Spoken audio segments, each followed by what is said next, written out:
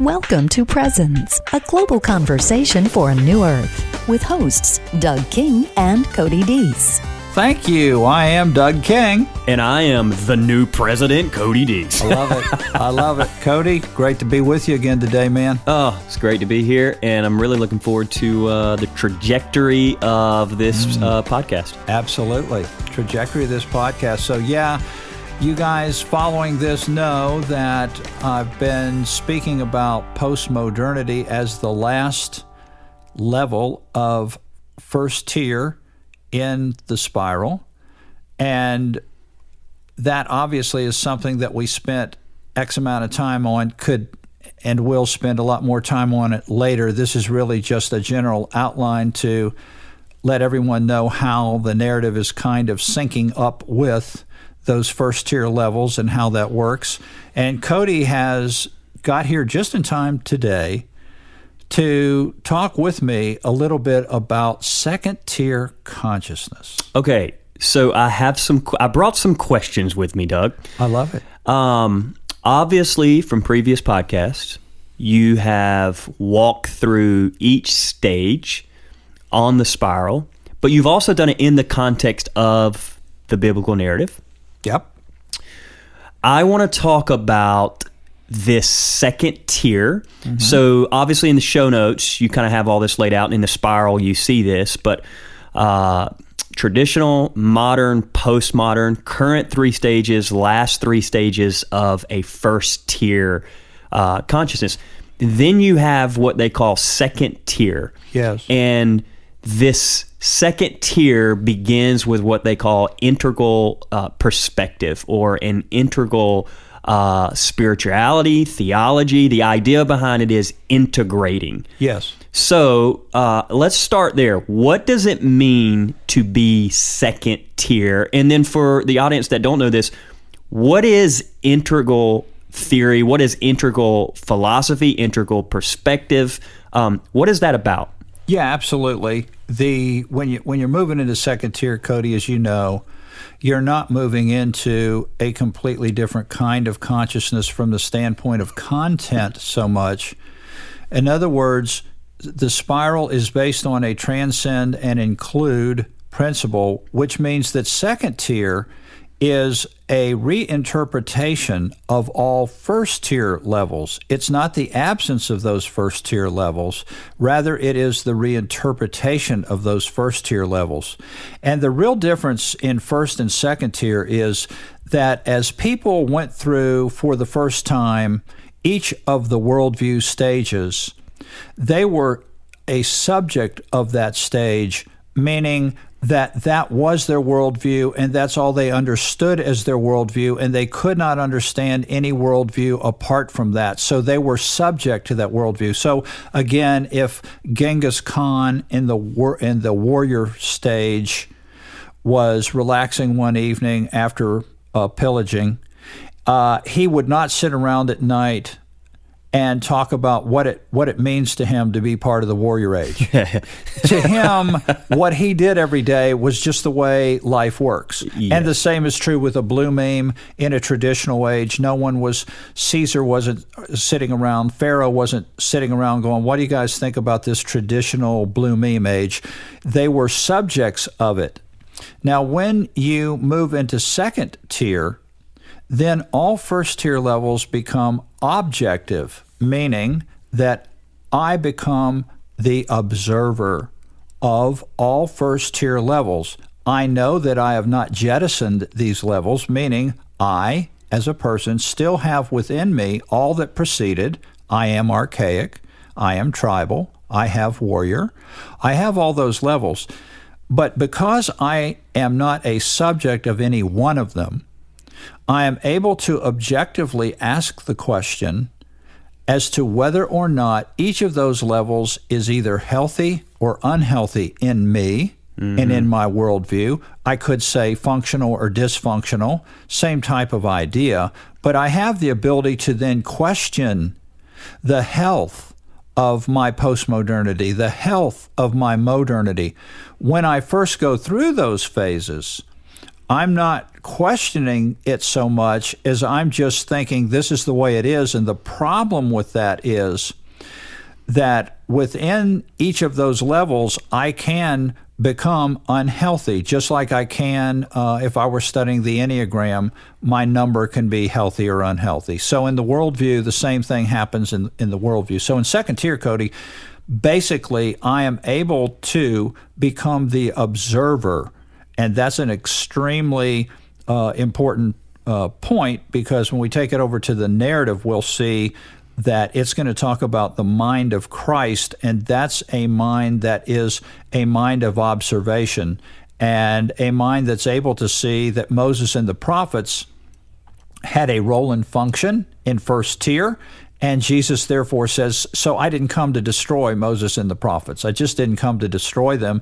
Actually, by moving into second tier, I bring them to their fulfillment because I can look at their appropriate role and function and make sure that that's healthy versus unhealthy. So that's really two of the main concepts of moving into a second tier perspective. Okay, so I know that Wilbur talks a bit about this, and I know a few others have as well.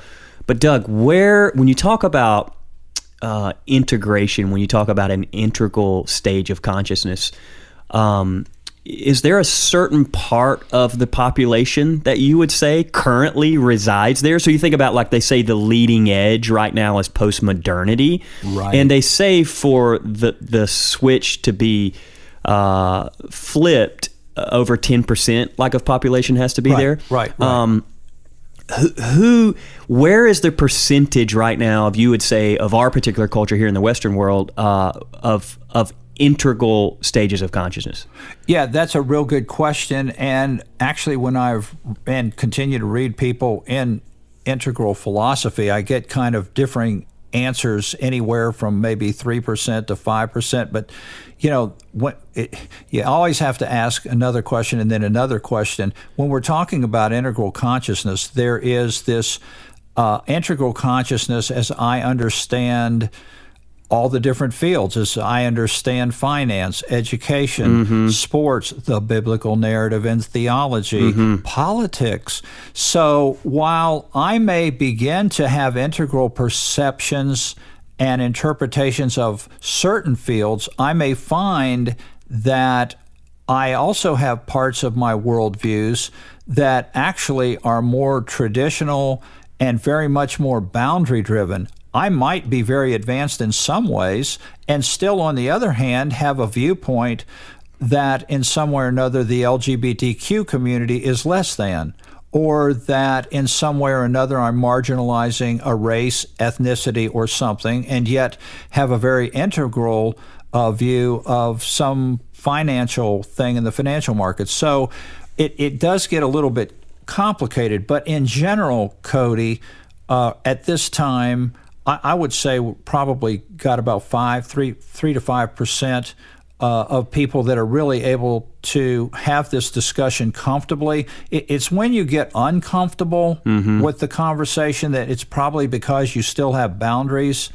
that you're dealing with, and that's why you're uncomfortable to begin with, and that's why the integral conversation can seem threatening, and it can be disturbing, and actually can get people really upset, because they feel that you're trying to present yourself as superior to them. And we've had those conversations in the past and can talk about that a little bit more as well. Yeah, well, obviously I'm second tier. Of course, yeah.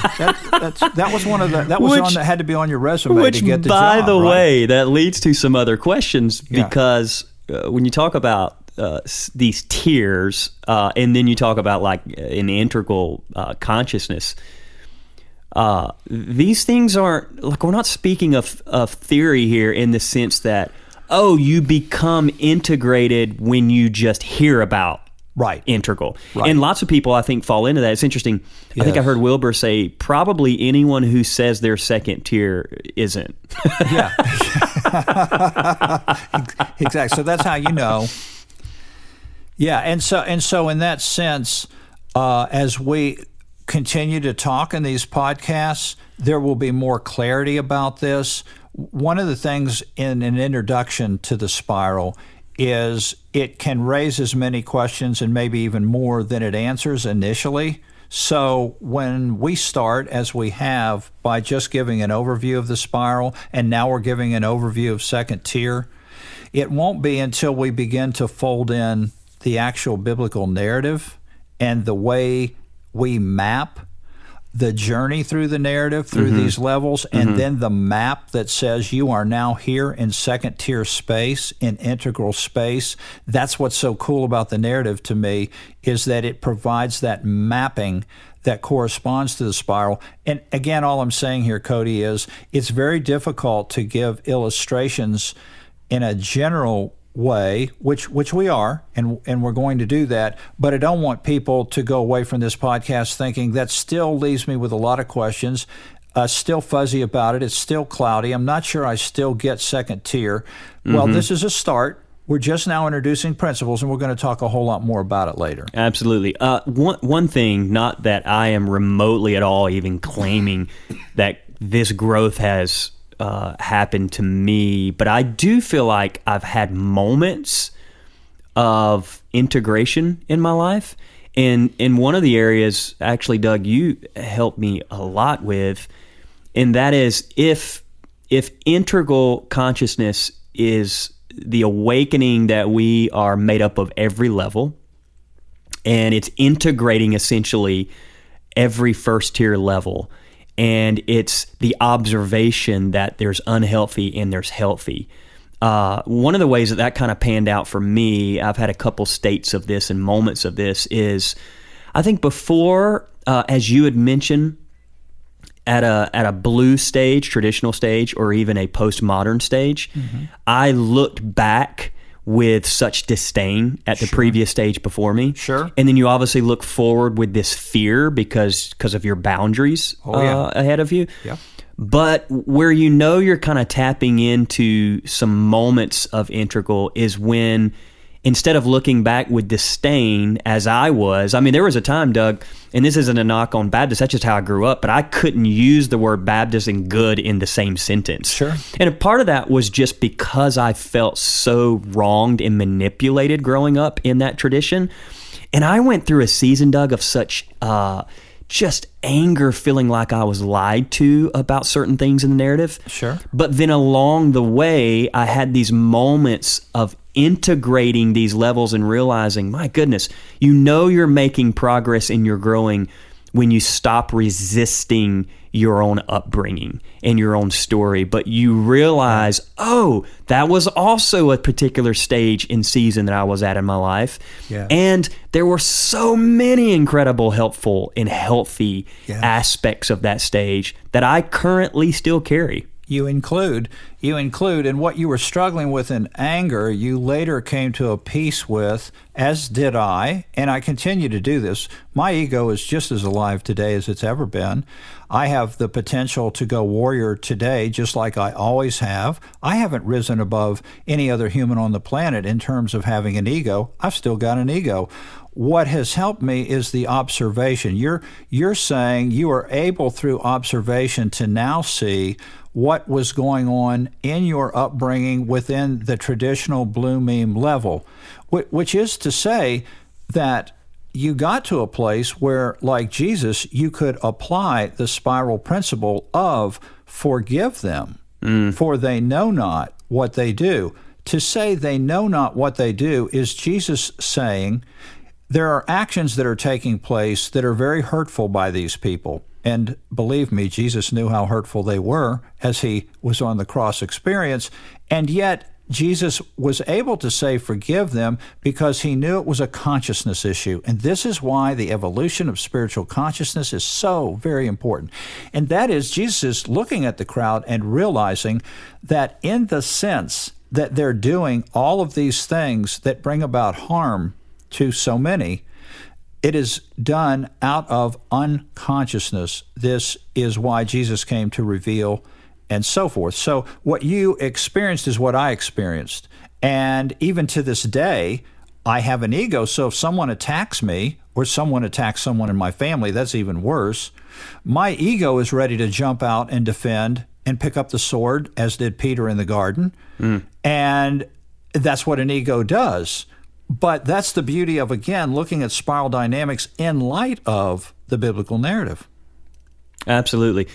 I do want to ask, generally when you get into, so I'm very skeptical, Doug, and a part of this, I'm 36. I'm getting ready to turn 37, but I'm very skeptical about hierarchies. Sure. And a part of that, obviously, is it speaks of a center being in postmodernity. Yes.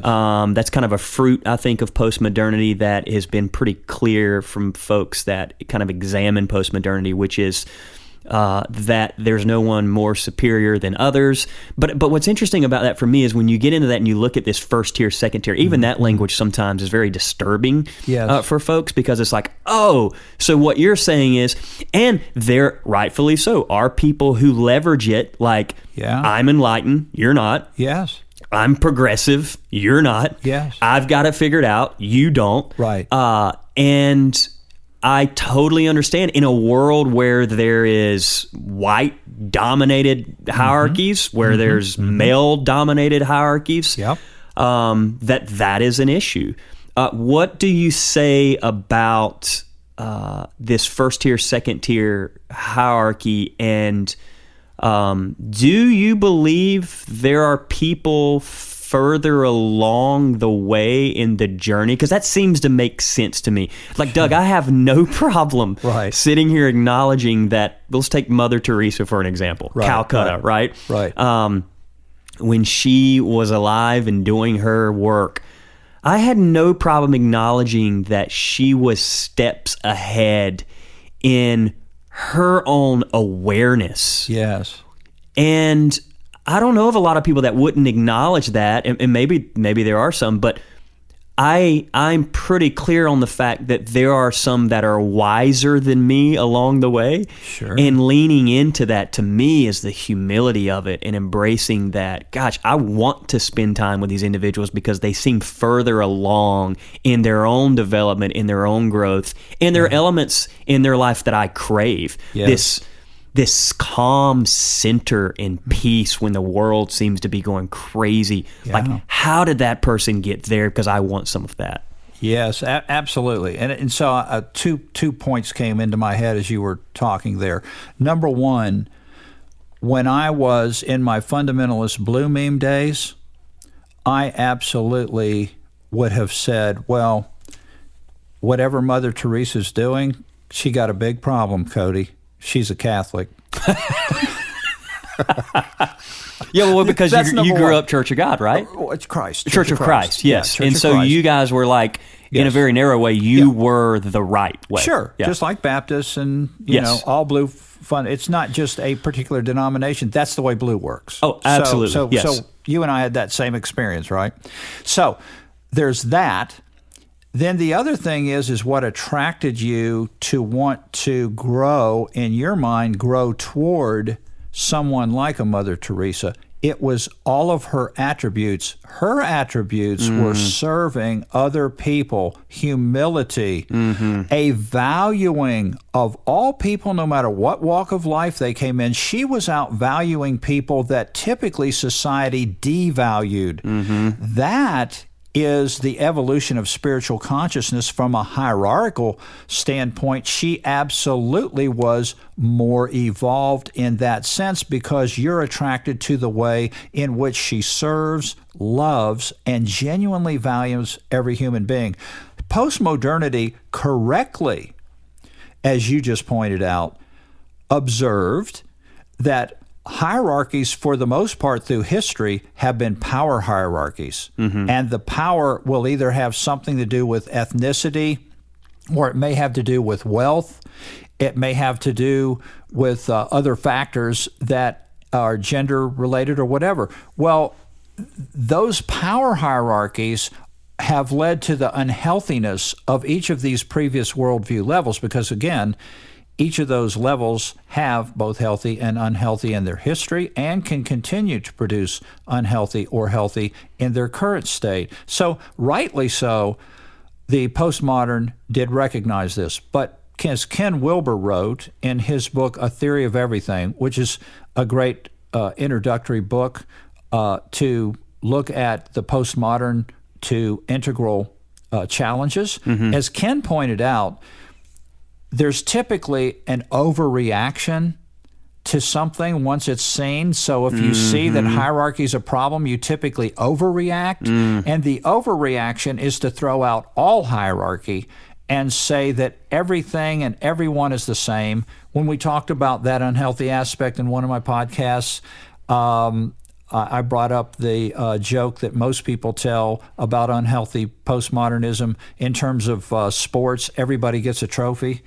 And so what is that? That's a reaction against modernity that is based purely on meritocracy, and that the harder you work, the further you go in education, and blah, blah, blah, blah, blah, the more you appear to be valuable in a way that someone else is not. The observation should be, look, we should all try to better ourselves, which is why I did 2 sessions with Rob Hunter on better, on the one hand, but never forget on the other hand Mother Teresa's observation in life, and that is there is no marginalization of people. There is no marginalization of identity. And this is where all of the boundaries come in that are causing heartburn in denominations. What is the role of women? What's the role of LGBTQ? And on we can go. Why is there so much heartburn? Because those are identity issues. And that's why all the heartburn. And that's why to have this integral second-tier perspective is absolutely better. There is better in this world. It is better to be like a Mother Teresa than it is to be an authoritarian, dogmatic power hierarchy that is self-serving. Yeah, I was thinking, Doug, while you were talking about this hierarchy and superiority, where postmodernity would push against this hierarchy and want everyone to have a trophy, there's almost like a self-contradiction at some point, because most postmoderns, and I'm trying not to generalize here, Sure. certainly not everyone, but most people in whatever stage they're at in first tier would maybe not, maybe inadvertently, or they would say, yeah, but my worldview is the right superior one. Like, you can have your worldview, and you can have your worldview, and you can have your worldview, but I'm pretty certain mine's the one that's kind of got it. And what's interesting to me about that is it's a bit of a self-contradiction. I mean, if you're not into hierarchies, yet maybe you feel like yours is the right particular worldview, that creates a bit of a problem. Absolutely. It's what we see on Facebook all the time. Don't have to say anything about the current political situation, but that's just an example. Can you, again, it goes back to the discussion of attacking versus disagreeing. In an unhealthy green, if I have an unhealthy, because I'm every level, if I have an unhealthy postmodernism within me, then it isn't just enough for me to disagree with this current administration. What I need to do is, in my self-righteous wrath, come out and demonize them and vilify them and use character assassination against all of them as if they are less than and do not have the same value that I have. It is for me to not recognize within myself that whatever it is they're unconscious of and they don't get, guess what? There's a lot of stuff in me that I'm unconscious of, and a lot of stuff that I don't get. And so that really is where you get into the first tier versus second tier experience of postmodernism. Yeah. And Doug, that superiority complex, if we can take it, I'll just take it one step further. Actually, Ken Wilber wrote a book, Trump in a Post-Truth World, I believe. Yes. And he talks a lot about this, but he even uses the illustration, like, you see this superiority complex even in, we'll take for an example, I don't want to jump into politics as the new president, but I do want to give insight, like this example of Hillary Clinton that Wilbur uses. She referenced these deplorables. Right. That's what we're talking about. Right. The idea that our contempt and hatred for like a rural America, this is classism. Yes. And that's what we mean when we talk about this hierarchy. And how in the world are we going to lead people to new stages of consciousness if we despise those in whom we're trying to lead? Absolutely. And these are great examples. And again, as we move into what's near and dear to all of our hearts and why you're listening to this, and that is the biblical narrative, we are going to pull examples and look at the history presented there and then apply it to today's situation within the particular worldviews that are in religion and religious division. So I think this is probably a good introduction, a quick step today into second-tier integral consciousness. So much more that we will say, so much more that we have to say. Cody and I are going to leave you with this thought today, though, and that is this. How does one get from first tier into second tier? And that is a question that if you read Spiral Dynamics, it will simply say that it's an evolutionary leap. It's a huge movement to go from first tier to second tier. But as Cody and I are going to discuss in a number of podcasts now, picking up from here, actually the biblical narrative is going to say that the movement from first tier to second tier is a transform movement, a movement from first tier form into second tier formlessness, and that the way that happens is transformational. And that's why, Cody, you and I are going to get into that infamous subject of eschatology. Oh, Lord. Because eschatology is another word for transform. Oh, it's beautiful. That is beautiful. I'm looking forward to that conversation because, like many, I have a lot of questions about this transform season stage, and then eschatology as well. Second coming, Antichrist. Yeah, what's that got to resurrection do with anything, right? of the dead, end times, apocalypse, Armageddon. We could go on and on. Yeah, and at first glance, you might be thinking, that doesn't have anything to do with this first, second tier. What are you guys talking about? And it doesn't have anything to do with me personally, where I am in my journey. Well, stick with us. I hope you do, because I think you're going to be surprised if that's what you're thinking. And you're going to be surprised at how much Jesus and the apostolic writers have to say about the movement, the dying to one and the rising to the other, and the movement of that, both in the individual and the collective. And it's within our collectives, which is to say our denominations, that all these problems are really under a great deal of stress and tension. So, Cody, why don't we just leave it there for today? Beautiful. Yeah, thank you again, Doug. I'm looking forward to jumping into this conversation on Transform. Beautiful. And everybody out there, have a great week, and we will see you next time. Thank you for joining us today. If you have any questions or comments, please contact us at info@presence.tv. You can also visit our website at presence.tv or find us on Facebook. We look forward to hearing from you.